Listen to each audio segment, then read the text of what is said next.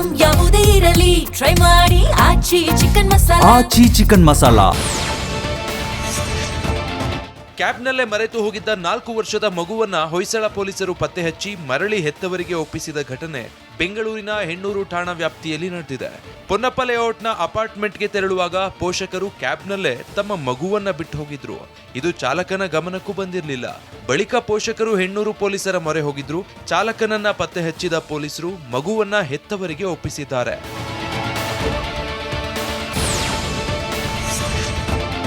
ಕ್ಯಾನ್ಸರ್ನಿಂದ ಚೇತರಿಸಿಕೊಳ್ತಾ ಇರೋ ಬಾಲಕನ ತಂದೆಯ ಆಸೆಯನ್ನ ದಾವಣಗೆರೆ ಎಸ್ಪಿ ಈಡೇರಿಸಿದ್ದಾರೆ.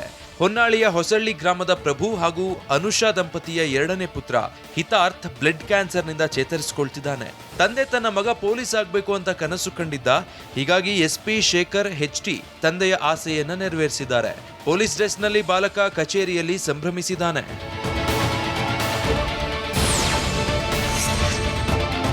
ರಾಯಚೂರಲ್ಲಿ ಎಸ್ಎಸ್ಎಲ್ಸಿ ಫಲಿತಾಂಶ ಹೆಚ್ಚಳವಾಗಿ ವಿನೂತನ ಪ್ರಯತ್ನ ನಡೆಸಲಾಗಿದೆ. ಮಾನ್ವಿ ತಹಶೀಲ್ದಾರ್ ಭೀಮರಾಯ ಬೆಳ್ಳಂಬೆಳಗ್ಗೆ ಎಸ್ಎಸ್ಎಲ್ಸಿ ವಿದ್ಯಾರ್ಥಿಗಳ ಮನೆಗೆ ದಿಢೀರ್ ಭೇಟಿ ನೀಡಿ ಅಭ್ಯಾಸದ ಬಗ್ಗೆ ಚರ್ಚಿಸ್ತಾ ಇದ್ದಾರೆ. ಮನೆ ಬಾಗಿಲಲ್ಲಿ ತಹಶೀಲ್ದಾರ್ ಕಂಡು ಪೋಷಕರು ಕೂಡ ಶಾಕ್ ಆಗಿದ್ದಾರೆ. ತಹಶೀಲ್ದಾರ್ಗೆ ಶಾಲಾ ಹೆಡ್ ಮಾಸ್ಟರ್ ಸಿಬ್ಬಂದಿ ಕೂಡ ಸಾಥ್ ನೀಡಿದ್ದಾರೆ.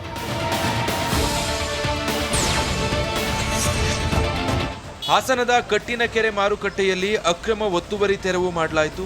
ತಾವೇ ತೆರವುಗೊಳಿಸುವಂತೆ ಪಾಲಿಕೆ ಅಧಿಕಾರಿಗಳು ಗಡುವು ನೀಡಿದ್ರು. ಆದರೆ ಅವಧಿ ಮೀರಿದ ಕಾರಣ ಮಹಾನಗರ ಪಾಲಿಕೆ ಇಂಜಿನಿಯರ್ ಕವಿತಾ ನೇತೃತ್ವದಲ್ಲಿ ತೆರವು ಕಾರ್ಯಾಚರಣೆ ನಡೆಸಲಾಗ್ತಾ ಇದೆ. ಜೆಸಿಬಿ ಮೂಲಕ ಅನಧಿಕೃತ ಗೂಡಂಗಡಿಗಳನ್ನ ತೆರವುಗೊಳಿಸಲಾಯಿತು.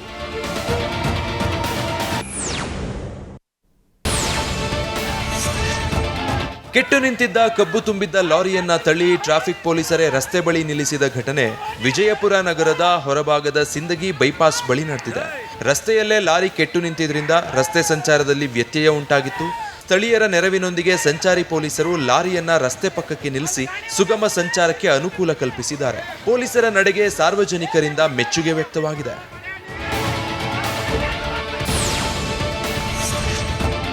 ಜಿಬಿಎನ ಪ್ರಮುಖ ತ್ಯಾಜ್ಯ ವಿಲೇವಾರಿಯಾಗಿರುವ ಬೆಳ್ಳಹಳ್ಳಿ ಕಸ ಡಂಪಿಂಗ್ ಯಾರ್ಡ್ ಒಳಗೆ ಕಸದ ಲಾರಿಗಳು ಹೋಗ್ತಾ ಇಲ್ಲ. ಜಿಬಿಎ ಗ್ರಾಮ ಪಂಚಾಯತ್ಗೆ ಹೆಚ್ಚುವರಿ ಹಣ ಬಿಡುಗಡೆ ಮಾಡದ ಕಾರಣ ಲಾರಿಗಳನ್ನ ಒಳಗೆ ಬಿಡದಂತೆ ಗ್ರಾಮಸ್ಥರು ಸೂಚಿಸಿದ್ದಾರೆ. ನಿನ್ನೆ ಬೆಳಗ್ಗೆಯಿಂದಲೇ 60ಕ್ಕೂ ಹೆಚ್ಚು ಕಸದ ಲಾರಿಗಳು ವೇ ಬ್ರಿಡ್ಜ್ನ ಹಿಂದೆ ನಿಂತಿವೆ.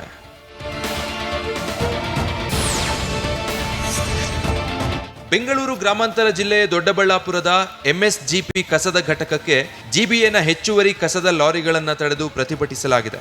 ದೊಡ್ಡ ಮಂಕಲಾಳ ಬಳಿ ಶಾಸಕ ಧೀರಜ್ ಮುನಿರಾಜು ನೇತೃತ್ವದಲ್ಲಿ ಲಾರಿಗಳನ್ನು ತಡೆಯಲಾಯಿತು. ಮಹದೇವಪುರದಲ್ಲಿ ಕಸದ ಘಟಕದಲ್ಲಿ ಪ್ರತಿಭಟನೆ ಹಿನ್ನೆಲೆ ಇಲ್ಲಿನ ಕಸದ ಘಟಕಕ್ಕೆ ಹೆಚ್ಚುವರಿ 400 ವಾಹನಗಳನ್ನು ಕಳುಹಿಸಲು ಯತ್ನಿಸಲಾಗಿದೆ ಎಂದು ಆರೋಪಿಸಲಾಗಿದೆ.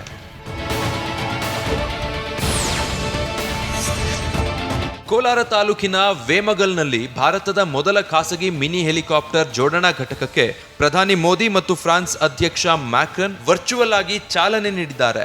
ಟಾಟಾ ಏರ್ಬಸ್ ಸಹಭಾಗಿತ್ವದಲ್ಲಿ ನಿರ್ಮಾಣ ಆಗಿರುವ ಈ ಘಟಕದಿಂದ 2027ಕ್ಕೆ ಮೊದಲ H-125 ಹೆಲಿಕಾಪ್ಟರ್ ಹೊರಬರುವ ನಿರೀಕ್ಷೆ ಇದೆ.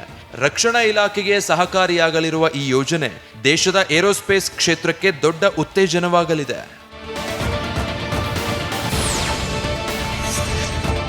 ರೈತರಿಗೆ ಆಂಧ್ರದ ವ್ಯಾಪಾರಿ 2 ಕೋಟಿಗೂ ಹೆಚ್ಚು ವಂಚಿಸಿದ ಘಟನೆ ಯಾದಗಿರಿ ಜಿಲ್ಲೆ ಸುರಪುರದ ಬೈಚಬಾಳ್ದಲ್ಲಿ ನಡೆದಿದೆ.